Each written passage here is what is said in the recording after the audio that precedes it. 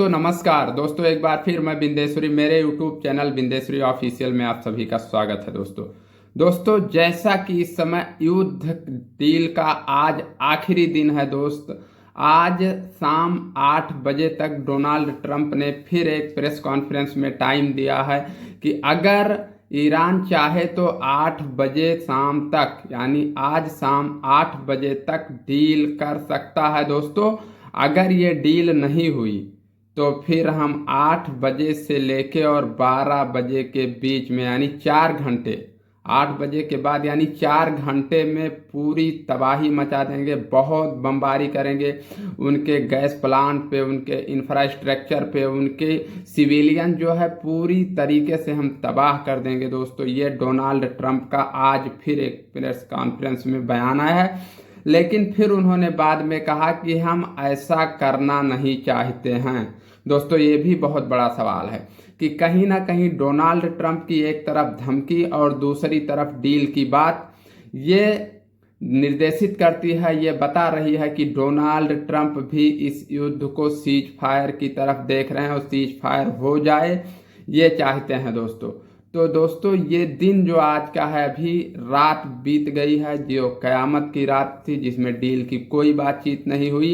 अब ये पूरा दिन जो चल रहा है इसमें केवल 8 बजे तक डोनाल्ड ट्रंप ने टाइम लिया है कि अगर 8 बजे तक कोई बात बनती है तो दोस्तों ये बहुत बड़ा सवाल है कि युद्ध होगा या डील होगी या तबाही होगा।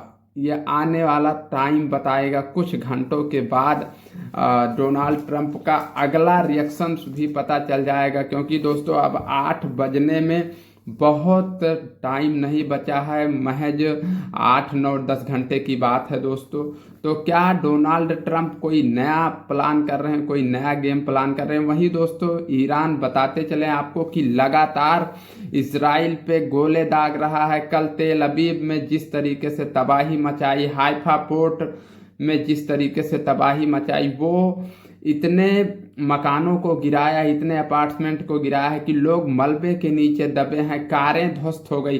धमाका तेल अवीव में दोस्तों एक जगह तो इतना तेज था कि रोड पर जो कार खड़ी थी वो ऐसे बबलिंग करके घूम गई। दोस्तों तो इस धमाके से आप अंदाजा लगा सकते हैं कि ईरान किस मूड में है। ईरान किसी भी सीज फायर या डील के मूड में नहीं है। दोस्तों जो काम पिछले 10 दिन में नहीं हुआ दोस्तों, वो क्या 10 घंटे जो बचे हैं उसमें हो जाएगा। मेरा कहना है कि जो 10 दिन का सीज फायर लिया गया था वो क्या अब 10 घंटे में उस पर बात बनेगी दोस्तों, क्योंकि डोनाल्ड ट्रंप का एक और बयान था कि अगर ईरान टेबल पर आना चाहता है, टेबल पे आके बात करे तो हम युद्ध को 45 दिन के लिए सीज फायर कर देंगे। दोस्तों 45 दिन एक लंबा टाइम होता है, उस बीच में हम लोग बात करके जो टर्म्स एंड कंडीशन हैं उससे हम रास्ता निकाल लेंगे। दोस्तों तो अब मेरा मानना ये भी है कि डोनाल्ड ट्रंप युद्ध सीज फायर अगर कह रहे हैं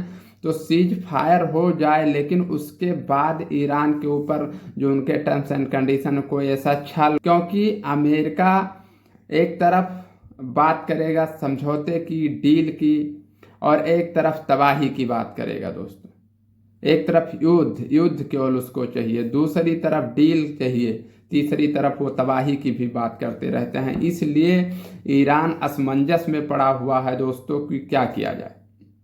दोस्तों ये भी एक सवाल है, ईरान अगर चाहे तो युद्ध सीज फायर हो सकता है, क्योंकि अमेरिका बिल्कुल बैकफुट पे है, बिल्कुल डिफेंसिव मूड में है, और वो किसी ना किसी तरीके से, चाहे डोनाल्ड ट्रंप के तरफ से उनके खुद के देश में उनके ऊपर बहुत प्रेशर बिल्ड किया गया है दोस्तों, उस वजह से डोनाल्ड ट्रंप बौखलाए हुए हैं और इतनी धमकी दे दिए हैं ईरान को कि ईरान केवल धमकी से डर के और सरेंडर कर दे और टेबल पे आ जाए। दोस्तों लेकिन ईरान धमकी से नहीं डरा है, तो अब उसको प्यार से भी समझाने की कोशिश की जा रही है दोस्तों कि किसी तरीके से मुस्तफा खेमनेई जो वहाँ के लीडर हैं उनको टेबल पे लाया जा सके, बातचीत किया जा सके। और वहीं दोस्तों कल जो खेमनेई साहब वार रूम में गए, वो भी एक बहुत बड़ा प्रश्न चिन्ह खड़ा करता है कि ये युद्ध ईरान अब लड़ेगा ईरान थमेगा नहीं, क्योंकि कैजुअल्टी बहुत ज़्यादा हुई, उनके यहाँ बच्चे मारे गए हैं, सिविलियंस मारे गए जिनका कोई लेना देना नहीं था। तो युद्ध अगर सीज फायर होता है दोस्तों तो पूरी दुनिया के लिए बहुत अच्छी खबर होगी, बहुत अच्छा होगा। युद्ध हमेशा नुकसानदेह होता है, वो किसी भी देश में लड़ा जाए।